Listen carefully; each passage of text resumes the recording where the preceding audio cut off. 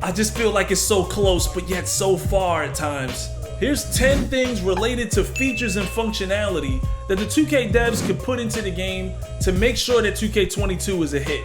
And number one, we definitely need more people testing the game before it comes out to reduce file corruptions and people losing builds.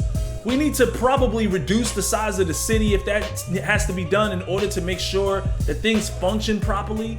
After a while, moving throughout the city was kind of a drag anyway because you were really slow, the skateboard, the bikes, nothing moved fast enough. So we all started teleporting around, basically setting new spawn points just to get around the city.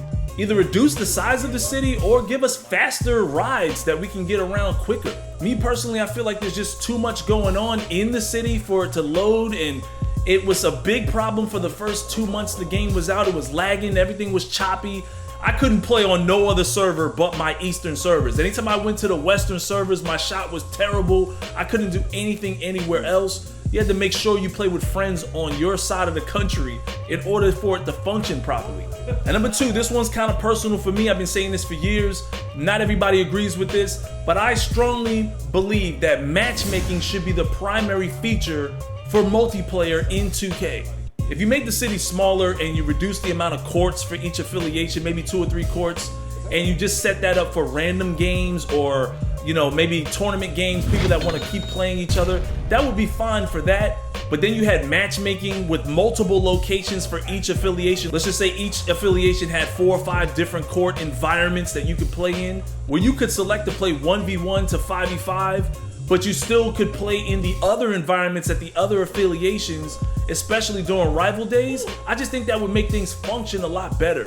This way, waiting on a got next spot would be by choice because you want to run with some randoms, or maybe there's a team that has challenged you and you want to play them specifically at your affiliation on those got next spots on an open server. But for the primary focus of multiplayer, you would have continuous games, matchmaking constantly, whether it's just you wanting to go 1v1 against everybody or 2v2, 3v3, 4v4, 5v5. Because the way it is now, even if you win games and you get on a streak, there's people that don't want to play you. They're afraid they're going to take L's and their overall's going to drop. I'm still hearing high rep guys are having a hard time getting games because people just don't want to play them. This has been a problem since 2K14, 15, and we still haven't properly addressed this yet. And don't say 3v3 Pro-Am in the rec center is the fix for that. We all know, first of all, you get no rep playing in those locations, at least for this year's 2K. And on top of that, that same location over and over gets boring. We want more locations. And that brings me to number 3.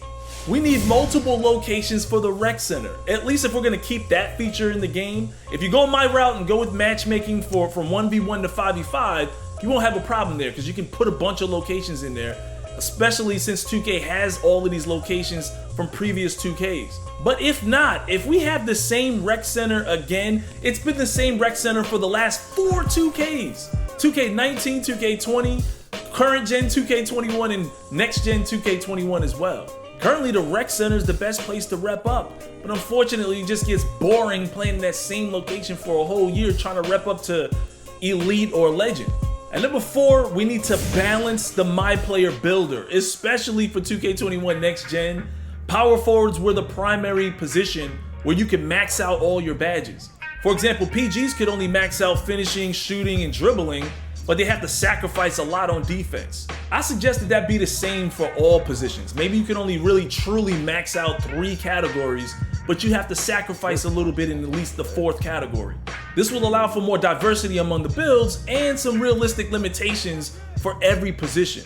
And number 5, we need to balance the badge count for every position. I mean, let's just face it, people will always gravitate to the position that has the most badges. Currently on next gen, PGs with max layups and dunks only get 8 to 10 badges. But power forwards with 3 attributes maxed out in finishing, they get like 16 or more badges. And also, since a power forward gets quick first step Hall of Fame and can dribble like point guards, it made making a point guard or shooting guard almost useless to make in 2K21 next gen. And number 6, keep the grind to Legend, but how about reducing the grind to 99?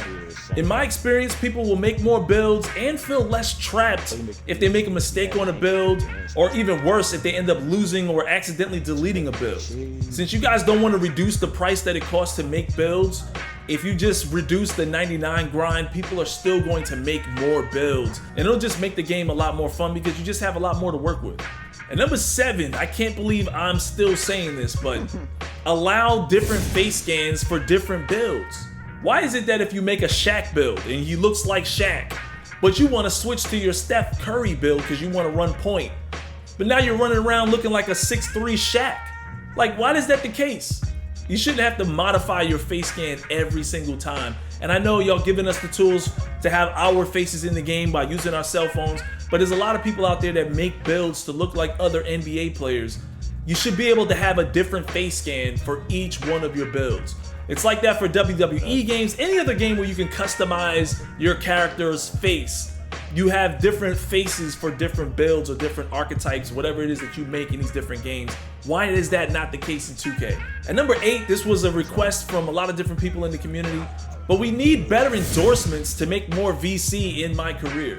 Eventually, it feels like 2K gets really stingy with the VC the further you go in your My Career. They want you to play 10 games and get 10 consecutive double-doubles in order to get an extra 1,000 VC.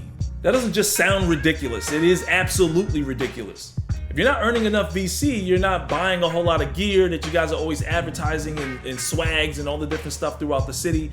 You're also not making a whole lot of builds. It's very discouraging and people walk away from the game faster.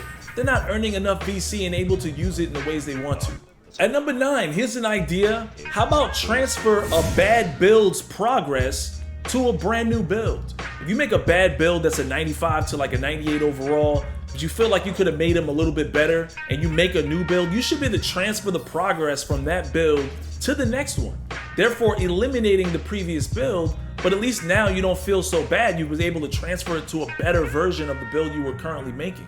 There's some of you guys out there that come out the gate with guards, but all your friends are guards and they need somebody to play center, but in a previous 2K, you were pretty good at center. So now you have to make a whole new center and start all over. It'd be so much better if you had a guard and you just got tired of playing guard and you transferred that progress to another build. And number 10, how about future-proofing your game? I don't think NBA 2K22 should get worse throughout the year, like bad lighting or loss of builds, file corruptions and things like that. If you want to keep the people coming back, how about adding more locations to the game throughout the year? Like we did in 2K16, for Rival Day, we were competing for actual new locations, not necessarily some artwork on the courts. Obviously that would work perfectly for matchmaking because you could put out new content, new locations to play for each affiliation throughout the year. That would definitely keep people coming back. The event center just got kind of boring over time. It just got to a point where at times you couldn't find people to play against. You're still waiting on the God next. You couldn't even tell when games were going to be over. And whenever there's matchmaking events like during Rival Day, it just got boring over time. I just think we liked it better when the events changed the landscape of the neighborhood or the affiliation. If you want to bring back the event center, fine. Just make it matchmaking and give us a loud crowd that interacts with us or gets hyped for every dunk and crossover and ankle breakers. Just make it fun and energetic. I go into the event center now, it's quiet, it's dull, it's boring. Go up and down that elevator. If you take a loss, you gotta come all the way down and start over. Why can't we just get into the next match? Now really this list is like 20 suggestions deep, but I don't wanna overdo it with a super lengthy video. Everything I've mentioned in this video, I've already sent to the devs in the Discord throughout the year. So they've already heard this coming from me. In the next video, I want to hear from you guys. I want to get some more ideas from what you guys suggest or some of your expectations for new features, new ideas, things you think that would make 2K22 a better game. Obviously, it's already underway and should be out soon. We've seen in the past that 2K is able to patch in certain ideas, fix certain things while the game is already out. So it's your boy Shake. Let me know in the comment section below what you guys thought. As always, smack that like for the hype, subscribe and hit that bell for more vids, and I'll see you guys in the next one.